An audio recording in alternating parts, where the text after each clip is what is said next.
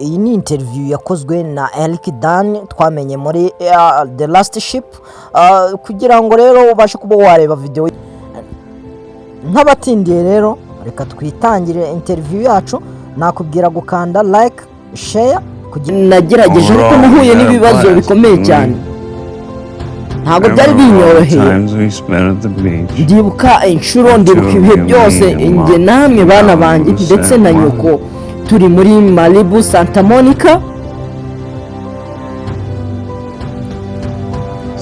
Na amagambo Dane yavuze Santa Monica, Hawaii, Mexico. Na n'ubu ngubu umwana wanjye bana banjye ndacyababona mwembe mukinira hafi ku mazi. Iminsi yose twamaze tumeze nk'abibereye ijuru. Gusa ndashaka kubabwira ibintu bine byonyine mukwiriye kugenderaho mu buzima. Ndizera neza ko munyumva neza. Ikintu cya mbere, baho ndagira ngo mubeho ubu ngubu, mubeho muri present. Biragoye cyane mu gihe nari ndwaye, nize ibintu byonyine. Ikintu cyonyine nize muri iyi myaka yose namaze ndwaye, nize kubaho aho nari ntewe numva ko abantu bamfitiye impuhwe. Gusa naragerageje. Ikintu cya kabiri, nakifuje ko ubu ngubu twakabaye turi kumwe, ariko ubu ngubu ntabwo byakunda. Nagerageje kubaho mu gihe cyose namaze ndwaye. Numva ko ngomba kubaho muri present, nta handi hantu ngomba kuba. Ubundi imyaka yanjye yose nayo maze mbaho mbabaye, numva ko nyine ejo hazaza hazaba ari heza, ariko nagerageje kubaho. Ikintu cyonyine mufite, ubutunzi bwonyine mufite, muzakunde bana banjye, nicyo kintu cya kabiri. Kandi mukunda abo bose babitayeho. Muzajye mu rukundo, kandi ikindi muzagira hazaza heza abana banjye, muzagire passion nziza. Ikintu cya gatatu, muzajya aho mushaka imyaka yose, igihe cyose mubishakiye. Mujye mu rukundo. Ndetse nubwo ngewe nsa naho nari mbaye mu gihe cy'umwijima, cyangwa se nari mbayeho mu mwijima muri iyi myaka yose, ariko nakomeje gukunda akazi kanjye. Nibyo bintu byonyine byatumye mva muri uwo mwijima, nibagirwa ibi byonyine bibi nabayeho, numva ko nabaho ahashize cyangwa se nkabaho. Bana banjye, ndagira ngo muzashake inzira yanyu izabageza ku ntego zanyu, ku nzozi zanyu, hanyuma mutere imbere. Ibyo nibyo byonyine numva nababwira. Kandi muzabeho nk'abanyabwenge, muzashake za nshuti z'abahanga z'abanyabwenge, abantu bonyine bazagerageza kubitaho, bazabaha amahirwe yo kugera kuri byinshi. Abo mutazacira imanza, mutazagira kondisiyo mubasaba, cyangwa se ikindi kintu icyo ari cyo cyose. Ndashimira abo bose babanye nanjye, inshuti, abavandimwe. Mu gihe nari ndwaye, nari meze nabi, nta kimwe nari mfite cyo kuba nakikorera. Ubu ngubu ntabwo nshobora gutwara ngo nzenguruke umujyi nk'uko nabikoraga.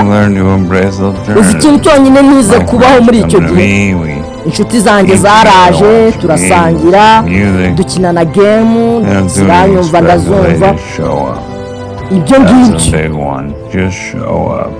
icyo nicyo mbifuriza abana banjye. Muzashake za nshuti zizabagira akamaro, kandi muzakunda inshuti zanyu, muzibe hafi, mubashe kuba mwazifasha. Ibyo bizabaho umurongo wo kubaho mu buzima. Za nshuti zizabafasha, zikabagira inama nzima. Nyuma na nyuma rero nize kurwana, mbaho nubwo bitari byoroshye, ariko nabayeho kugeza n'aka kanya ngihanganye. Rero bityo ubuzima bwaje kugenda nabi, ariko sinigeze ncika intege burya. Nararwanye kugeza ku mwuka wanjye wa nyuma, na n'ubu ngubu kugeza igihe iyi ndwara yaje kumfata buke buke. Gusa numvaga ko atari ibintu bikaze. Mwembe bana banjye, ndagira ngo muzakomere mushikame, ndetse mubeho ku bwanjye. mwanteye imbaraga ndetse ngerageza kugaruka ndongera ndagerageza ariko Maka yaravuze ati ntukitware nk'abapusi burya nubwo ipusi ibaho ubuzima 15 ariko ubu ngubu wabara 15 gusa. Rero mu gihe ibintu byari bimeze nabi ubuzima nibwo numvaga nkeneye kubaho, nagerageje kurwana barwanira ndetse nanjye ubwanjye nirwanira gusa ntabwo byankundiye. Rero bana banjye ndizera neza ko munyumva neza mwitonze iminsi yose nabayeho kugera ku munsi wanjye wa nyuma. nabayo numva ko ngomba kuberaho umuryango wanjye, inshuti zanjye, bakobwa wanjye Bill na Georgia, ni mutima wanjye, buri kimwe cyanjye cyose. Mugira ijoro ryiza, ndabakunda cyane. Aya niyo magambo yanjye ya nyuma nakifuje kuba nababwira. Iyi ni interview cyangwa se n'ubutumwa uyu Eric Dane yahaye abakobwa be babiri, ndetse aya akaba ariyo magambo ya nyuma na video ya nyuma yafashwe avuga no magambo. Nyuma yaho rero uyu mugabo akaba yarapfuye ku myaka 53 gusa y'amavuko, ndetse uyu mugabo yapfuye ku tariki 19 z'ukwezi kwa 2 2026. Aruhukire mu mahoro.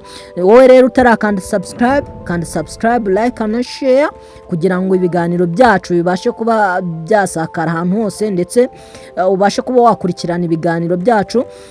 Uyu mugabo rero akaba ari umugabo wakunze muri filime nyinshi. Utarareba The Last Ship, genda ujye kuyireba, ni filime nziza wareba.